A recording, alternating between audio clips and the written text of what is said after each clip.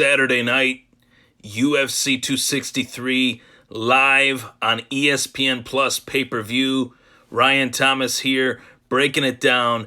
Israel Adesanya takes on Marvin Vettori in a long-awaited rematch. Their first fight was a very fun chess match. I'm very much looking forward to the rematch between Adesanya and Vettori.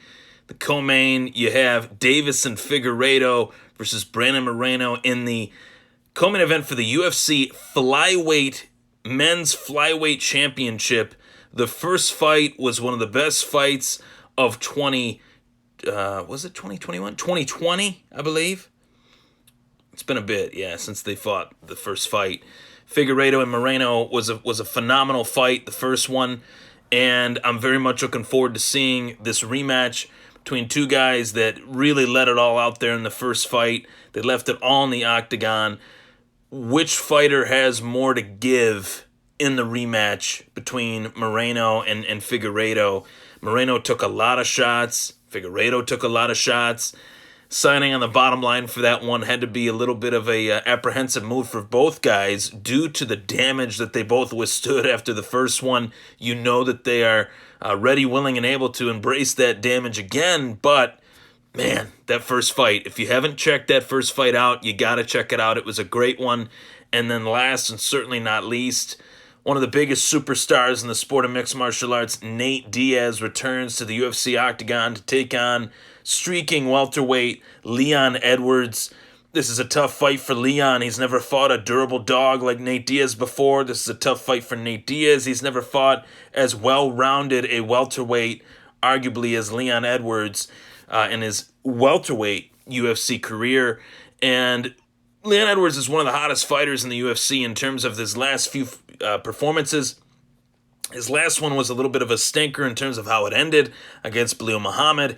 Accidentally poked Belal Muhammad in the eye, and that fight came to an end. But Leon was soundly winning that fight, in my opinion, prior to the illegal eye poke.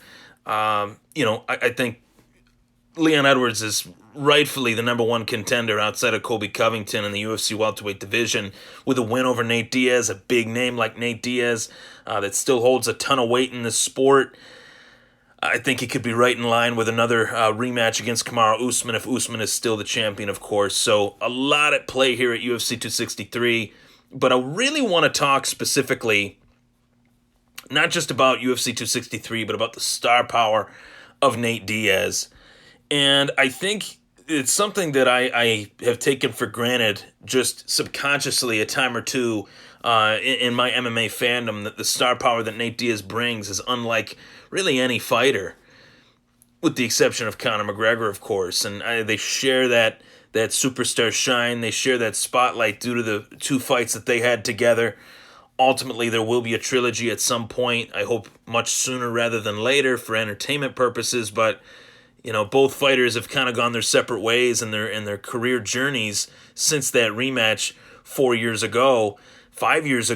And I think that Nate, although him and McGregor are on separate paths in their fighting careers, Nate has still been able to stand the test of time. Win, lose, or draw, it seems like Nate Diaz is still able to muster up his star power and bring his star power into every event. And the UFC Countdown showed that they do so well leading up to each and every event. I watch all those episodes, all the pre-fight stuff. I'm a huge fan, of course. Covering the sport on my podcast, I like to stay up to date on all things mixed martial arts and combat sports in general. And I catch myself, I'm watching the UFC Countdown show, but I'm watching the UFC Countdown show Edwards versus Diaz. I'm not watching the UFC Countdown show featuring, Adesanya and Vettori. And Israel Adesanya, you can make a case that Israel Adesanya is the biggest fighter in the sport. In terms of the star power that he has. He's an undefeated middleweight, as a middleweight champion. Dusted off Robert Whittaker with ease, dusted off Paulo Costa with, relative ease. I think to say with relative ease in that Costa fight, that's almost an insult in terms of the performance that Israel Adesanya turned in against Costa. But when I look at that event, UFC 263, this weekend, June 12th, this Saturday night, I say the star of the fight card is Nate Diaz. and he's got the worst record. He's lost badly. We've seen it because he, brings eyeballs to his fights, and yet we still tune in to watch. We still got the popcorn. We still got the beer. We're still ready to tune in to watch Nate Diaz fight. And I think it's because with Nate Diaz, you always know what you're going to get. You know that you're going to get a great battle, and you know that you're going to see fireworks. Whether Nate Diaz loses or wins, in Nate Diaz's own words, it's kill or be killed. Go big or go home. I'm going to try to knock you out, or I'm going to get knocked out. And that's a style that Nate has embraced, and that's a style that Nate has actually perfected. There has been very few fighters that have been able to withstand the punishment that is brought on by a 4-ounce glove, the likes that Nate Diaz has seen. I mean, Nate Diaz has fought the who's who. He's taken a ton of damage over the course of his career, and it appears as if he's far from done with his last few performances. Now, his last performance was a loss to Jorge Masvidal in that BMF title fight. I'm thinking that the size of Masvidal was a factor in the fight with Nate and himself, Nate and Masvidal, whereas Leon is a little bit of a smaller welterweight. Very curious to see size-wise how Nate stacks up against Leon this time around as he try to get bulkier.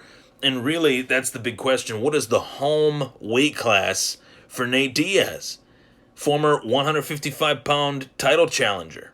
Nate Diaz fought Benson Henderson for the belt once upon a time. But it looks like his days at 155 are over with this fight with Leon. So that question to me is already answered. Nate Diaz is looking to make his career at 170. And I think that that's the smart move. He's older, tougher to cut weight. It's a huge size disparity from 170 to 155. Nate Diaz is one of the few guys that I could say belongs at that median, that 165-pound weight class. He would be very well suited for that weight class.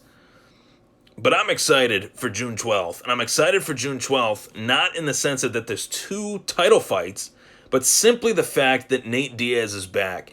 With a win, Nate Diaz is right at the tip-top of that welterweight division. With a loss, a money fight awaits. It's good to be Nate Diaz.